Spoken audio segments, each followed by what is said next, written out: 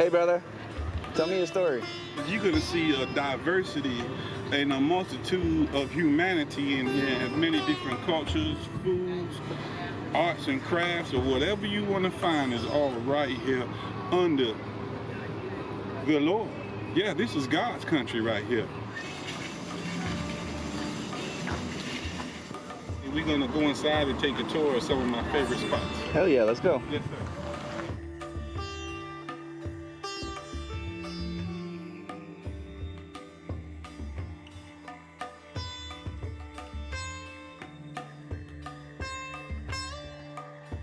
What brought you to the flea market today? Comic books. Yeah. Always comic books. The vendor at Misfits Comics, absolutely fantastic. Not out to make money. He's not gouging everybody. Great guy to work with. You still want to get them? Yeah. I'll make you a deal, make it easier for you.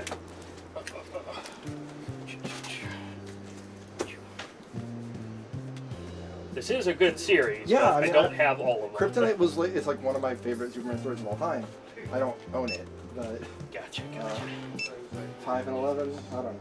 I that's the first time I've ever seen any copies of Confidential anywhere. Cool. Okay. Normally it'd be $4, but we'll give you $1 off. Just say 3. All right. Use the card. Excellent. Well, that's like the Star Trek. That one, that series, that's the red one is original Star Trek series season 3. The one above it, the blue one, is season 2, and I have season 1 currently in the player, but it has the same case as the season 3. So it's season 1, season 3, and a different case for season 2 that would drive me crazy. As a collector, it would drive me nuts. All right, I got a good one for you. I got a guy, comes in every week, loves comics. At one point in time, he had to get rid of his entire collection for one reason or another, and he's been rebuilding his collection.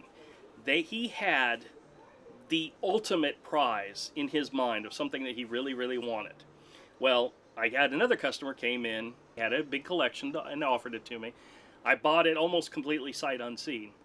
And when I started to sit down and go dig through and find what's in there, I pulled out this issue that I knew this other customer has been looking for forever, and he would probably sacrifice his grandchild for it if he could. And then I went through the boxes and I found something else that I knew he liked. Well, I teased him. I sent him a picture, a text message of the one comic, and he was, oh my gosh, this is the greatest thing ever in the world, yeah. So he came in the next weekend. I went, here, this is, oh, and by the way, I got this for you. Needless to say, I made him so happy, giddy, that 2 weeks later, he's still beaming. Now I own him, and he will never leave me. He will shop here till the day he dies. And when he dies, his wife will give me the collection. No, I'm just kidding. Originally, it was my own collection that my son and I kind of contributed to for the longest time. But a lot of times, believe it or not, it's simply people coming in and say, hey, I found these. I don't know what they're worth. What do you think? And make me an offer. Happens all the time. And I love it. I love getting new comics like that. We come here for this. There's comics, and then there's I think somewhere around here there's actually a D&D shop that you can get a lot of dice at in D10. So flea market, great place to come if you want to buy some anything. Honestly, they got a lot of stuff here. You see stuff from the 80s, you see stuff from the 70s, you see a lot of vintage stuff, and you see a lot of modern stuff. So each section of the flea market is almost like traveling through a time capsule.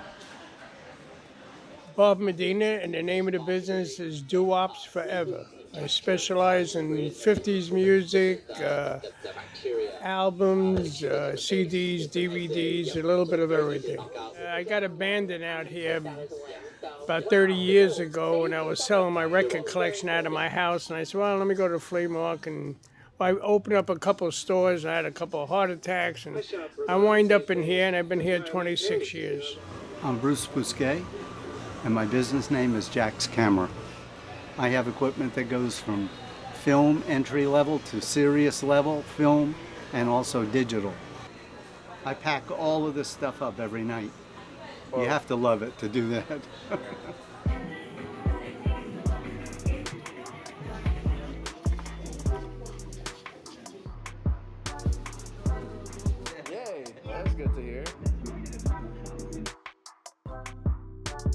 grown men that play with Hot Wheels? Damn right. All right. Yeah, I make a few Hot Wheels. I did that. That's a custom case I did. All Porsche, 8-pack. Just something to do while you sit around the house. It's a hobby, you know, just like anything else. Gives you something to do, keeps you off the streets, keeps you out of the bar. You know. Other than that, and Gene up here keeps us busy with the hobby.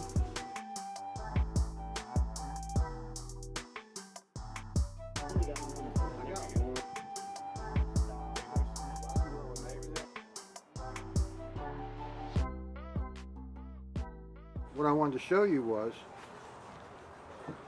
I helped write the book 25 years ago,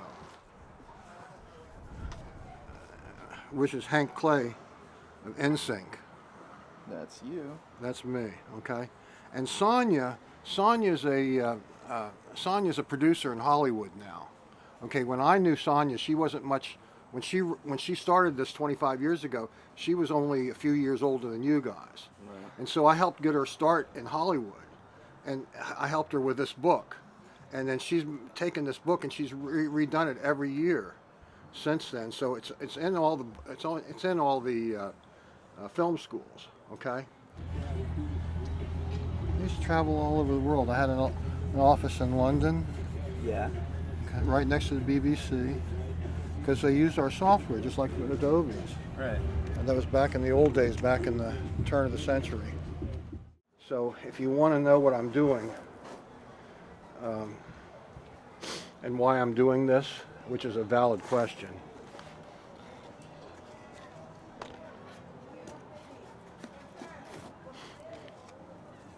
I told you my partner died, right? Yes. And so I'm helping his widow with this business, which is this. This is the Clear Star business, and this is why we discovered 12 years ago that it actually worked on car headlights as well. So we started doing it on headlights. It's making it clear. See that? Yeah. That's what's worth saying. Yeah.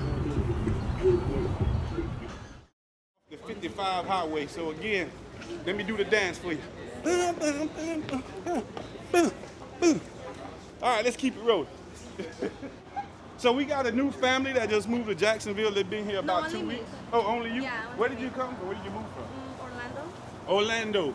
So she came from Mickey Mouse Town. She got tired of seeing Mickey Mouse every day, and she came to Jacksonville, where the river flows north, and where all the ancestors are at. Yes. The flea market to me is really just super familial, yeah. It's really just like always a family outing. You see like grandparents with their like young baby grandkids. I remember coming with my grandma and my mom, and, like my siblings. So super familial, yeah.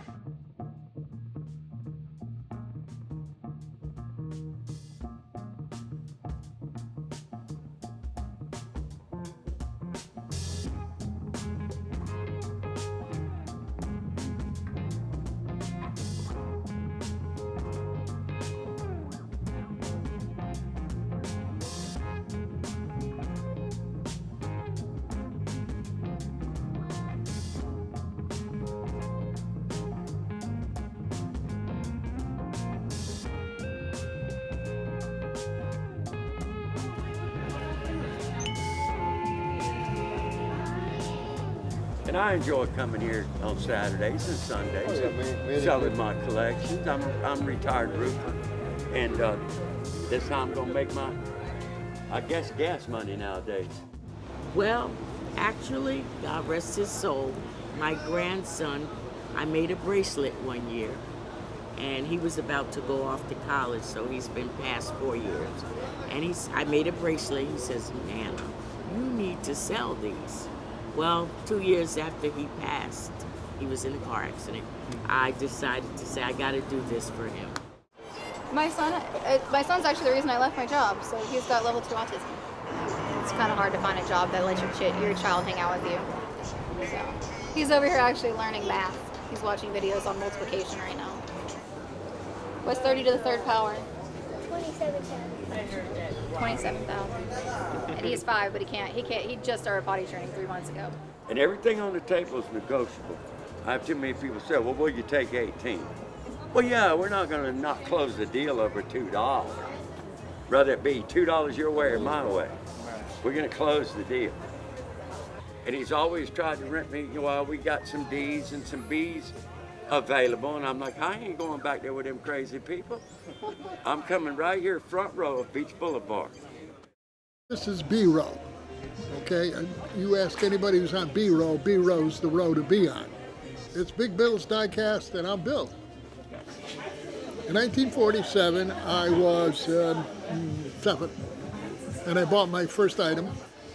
And I got as big as, I had a main store down on in St. Augustine. And my sign said, and was true, if they make it, I've got it. And if I don't got it, it's because they don't make it. So I had over 20,000 different pieces of diecast at that time. But the landlady sold the building, and I had to get out. And here I am, back to the flea market. I, myself personally, and I can't speak because some guys make good money here, but basically I'm not even breaking even.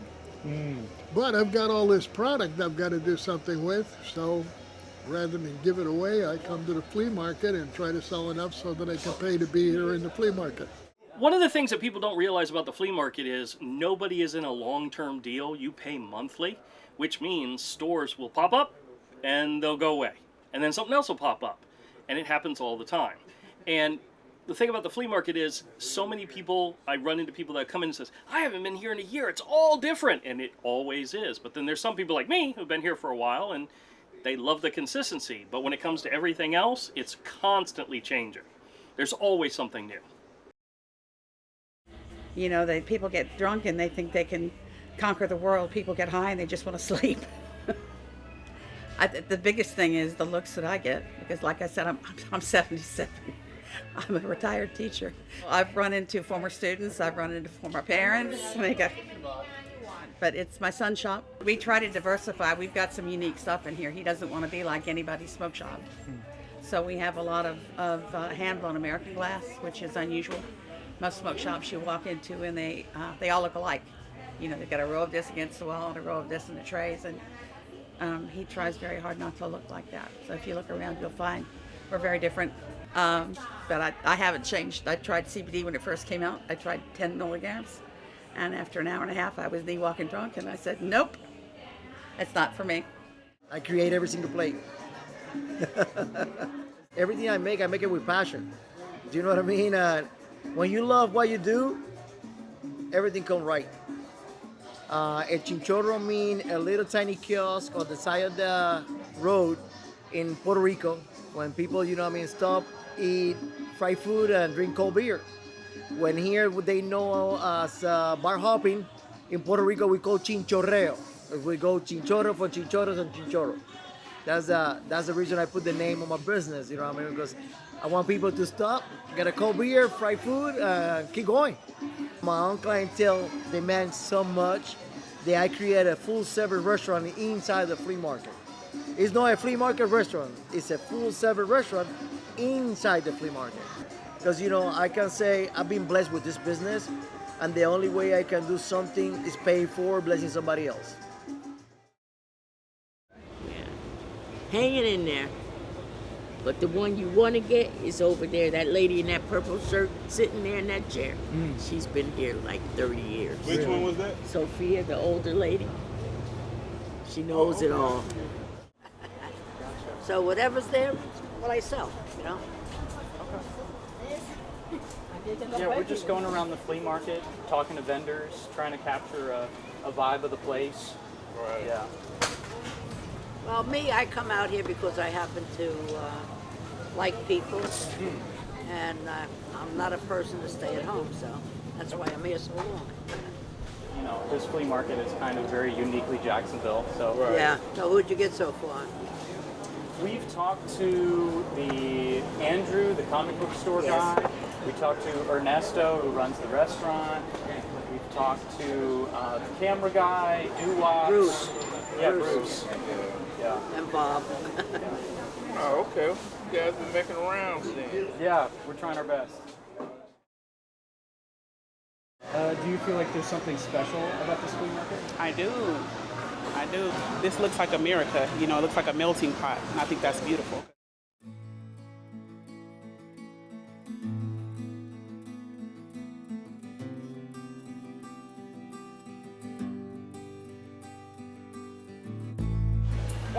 I think this is a place to chill.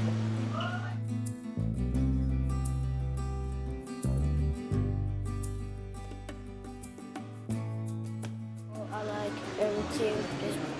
This place is so beautiful. That's why I like it.